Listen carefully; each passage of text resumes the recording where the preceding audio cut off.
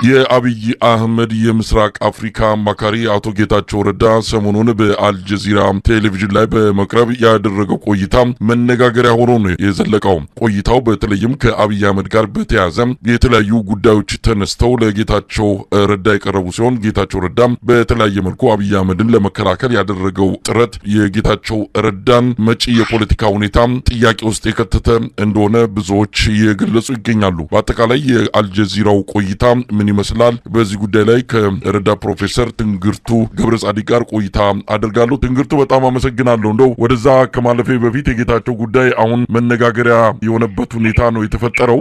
ጌታቸው ረዳ ቀጣይ የፖለቲካ ህይወቱ ምን ሊሆን ይችላል?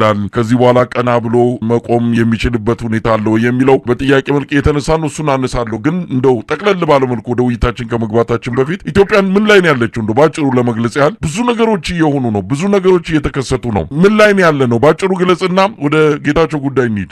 መሳይ በጣም አመሰግናለሁ። እንኳን አደረሰ ማለት ፈልጋለሁ። አሁን ኢትዮጵያ ያለችበት ሁኔታ ያው የአልጀዚራው ጋዜጠኛ ማዲ ሀሰን በቀጥታ የተናገረው ነገር ነው። ኢትዮጵያ ውስጥ ያለውን የኢኮኖሚ ሁኔታ አንስቶ ሀገሪቱ ውስጥ በምን ያህል ደረጃ ድህነት እየጨመረ እንዳለ አንስቷል። ሀገሪቱ በጣም አሳሳቢ የሆነ የሀገሪቱን ህልውና የሚፈታተን የፖለቲካዊ ቀውስ እንደገጠማት አንስቷል። የሀገሪቱ ውስጥ ያሉትን በርካታ ጦርነቶች አንስቷል። በየአቅጣጫው ያለውን ፍጅት አንስቷል። በሰብአዊ መብት ላይ እየተፈጸመ ያለው ጥሰት፣ በንጹሃን ላይ እየተደረገ ያለው ግድያ፣ ኤትኒክ ክሊንዚንግ፣ ጄኖሳይድ፣ በህዝብ ላይ የሚፈጸም ማንነት ተኮር ግድያና ጅምላ ጭፍጨፋ፣ የዘር ማጥፋት ወንጀሎች ጭምር በሀገሪቱ ውስጥ እየተፈጸሙ እንዳሉ፣ ከጎረቤት ሀገሮቿ ጋር ሰላም እንዳጣች፣ ጀነራሎቹ እየመጡ አብይ አህመድን ጨምሮ እንግዲህ በየፓርላማው በየምኑ ሌላ ሀገር እንኖራለን እያሉ የሚፈነጩበት፣ ይህም በዓለም አቀፍ ደረጃ ምን ያህል አስፈሪ እና ለቀጠናው ሰላም አደጋ የሆነ ኃይል ኢትዮጵያ ላይ እንዳለ የዓለም አቀፉ ማህበረሰብ እንደሚያውቅ፣ በርካታ የፈረማቸውን ስምምነቶች መተግበር የማይችል አገዛዝ እንደሆነ፣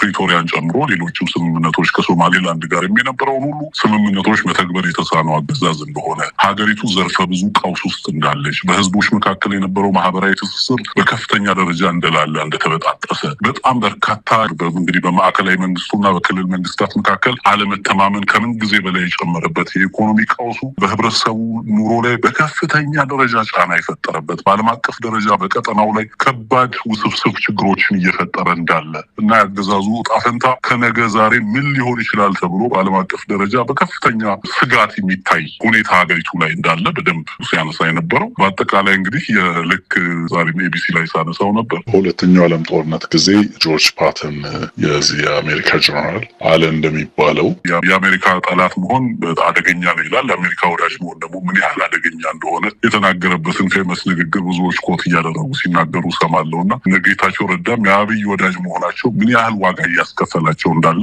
የታዘምንበት ነው እና አጠቃላይ የኢትዮጵያ ሁኔታ እጅግ አሳሳቢ ሁኔታ ነው እንደምታውቀው ያለው። በዚህ ሂደት ውስጥ እንግዲህ አጭበርብሬም ቢሆን ምርጫ አደርጋለሁ ብሎ ከፍተኛ ተጋድሎ እያደረገ ነው። በዓለም አቀፍ ደረጃም እንደዚሁ የራሱን መልክ ለመሸጥ ጥረት ያደርጋል። በሀገር ውስጥ ያለውን ቀውስ ግን ለመፍታት ምንም አይነት ዝግጅት እንደሌለው፣ አቅሙም እንደሌለው በተግባር እየተረጋገጠ ያለበት ሁኔታ ነው ያለው። ከባድ ምስቅልቅልና ጂኦፖለቲካዊ ቀውስ ውስጥ እንዳለ ነው አገዛዙን የምትረዳው። በሀገር ውስጥም ከፍተኛ እንግዲህ ቅድም ባነሳው መመዘኛዎች ከፍተኛ ቀውስ ውስጥ ያለ ሀገር እንደሆነ ነው መሳይ ላነሳል የሚችለው። ትንግርቱ አሁንም ወደ ጌታቸው ከመግባቴ በፊት ብዙ ነገሮችን አንስታል። አብይ አህመድ ሰሞኑን የውጭ ገጽታውን ለመገንባት ያላደረገው ጥረት የለም። በደቡብ አፍሪካ ቡድን 20 ሀገራት ስብሰባ ላይ ምንም ነገር በሌለበት በሀገር ውስጥ ለተከታታይ ቀናት ነው ከፍተኛ የዲፕሎማሲ ስኬት አግኝተናል በሚል ከፍተኛ ዘመቻ የተካሄደው። የሲንጋፖርና የማሌዥያ ጠቅላይ ሚኒስትሮችን ሀገር ውስጥ ድረስ በመጋበዝ ነው። በአብይ አህመድ ግብዣ መጥተው ምንም ነገር ስምምነትም ሆነ ኢትዮጵያን ሊጠቅም የሚችል አንዳች የዲፕሎማሲ ውጤት ሳይገኝ ነው መሪዎቹ ተዝናንተው በኢትዮጵያ አየር መንገድ ተመልሰው ወደ ሀገራቸው ሄዱትና ገጽታ ለመገንባት በሚል የሄደው ርቀት በራሱ ከፍተኛ ኪሳራ ያደረሰበት መሆኑን ነው የሰማነው። በኢኮኖሚ ረገድ የኢትዮጵያ ብር አሽቆልቁሎ በአሁኑ ሰዓት በተለያየ መረጃ ምንጮች እንደሚገለጸው ከሆነ ከ200 ብር በላይ ሆኗል የአንድ ዶላር ምንዛሪ ዋጋ። ኢትዮጵያ ይህንን እንዴት ልትወጣ እንደምትችል እንግዲህ የሚታወቅ ነገር የለም። አገዛዙ እንዳልከውም ለዚህ ዝግጁ አይደለም። ሀገሪቱን ከገባችበት ዘርፈ ብዙ ችግር ለማውጣት አቅምም ሆነ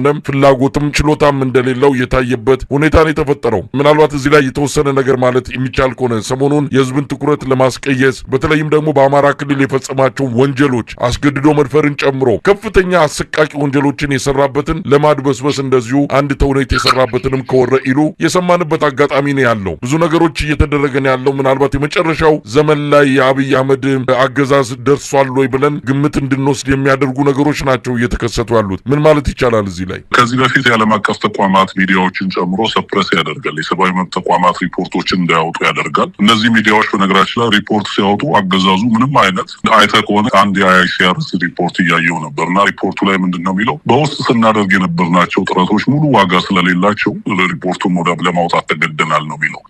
አገዛዙ ሊያፍናቸው አይችልም። ከዚህ በላይ ለመተባበር ዝግጁ አይደሉም። ምክንያቱም በቃ አገዛዙ ምንም ማድረግ እንደማይችል እርግጠኛ ሆነዋል። አርሲ ላይ ለምን ይመስላል በየቀኑ ሰው የሚገደል? ለምንድን ነው ወለጋ ላይ ሰው በየቀኑ የሚገደሉ? ለምንድን ነው ቤኒሻንጉል ላይ ሰው በየቀኑ የሚገደሉ?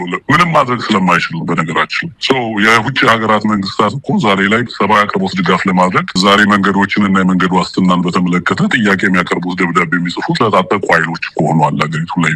ይሄንን አገዛዝ እንደ ሌጂትሜት የሆነ አገዛዝ ሆን አድርገህ በሀገሪቱ ውስጥ ወሳኝ የሆነ ቁመና ላይ ያለ የፖለቲካ አክተር አድርገህ ልትወስደው የምትችልበት ሁኔታ ሙሉ ለሙሉ እንደከሸፈ ታያለ። ስለዚህ ምንድነው አሁን ልክ የቲክቶክ ኢንፍሉዌንሰር አይነት ባህሪ ነው ያለው አገዛዙ።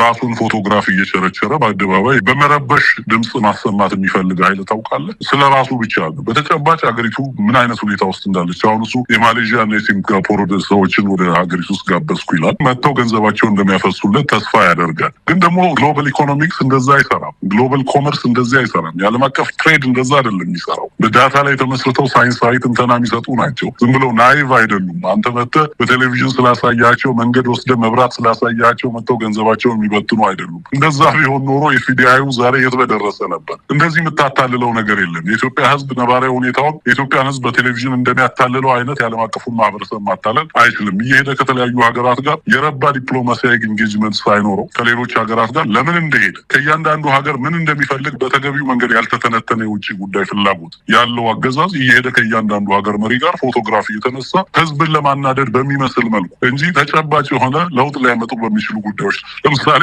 ያደረጋቸው የፎቶ መነሳት ሂደቶች ሁሉ ለኢትዮጵያ ሰላምን ፋይዳ ያመጣሉ የሚለውን አንድ የሚገመግም ሰው አታገኝም። በዚህ ስብስብ ውስጥ ማለት ነው። ሀገሪቱ ውስጥ ላለ የፖለቲካ ስብራት ምን አይነት መፍትሄ አለው? ለዚህ ሁሉ ጦርነትና ፍጅት ምን መፍትሄ ያመጣል? ማንም መልስ አይሰጥም። ለሀገሪቱ ኢኮኖሚ ስብራትና ድቀት ምን መፍትሄ ያመጣል? ምንም።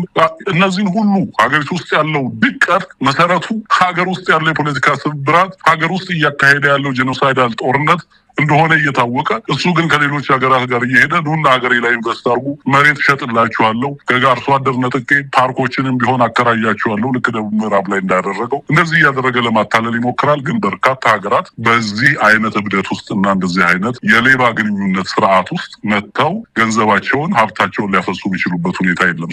እንደተለመደው ህዝብን የማታለል ለፎቶግራፍ ማህበራዊ ሚዲያ እንግዲህ ይኸው ተሰሚነታችን ጨምሯል ለማለት ያህል ይህንን ያደርጉታል። በተጨባጭ ግን ምን አመጡ ብትለኝ ምንም የሚያመጡት ለውጥ ምንም እያመጡ ያሉት ለውጥ እንደሌለም ማሳያ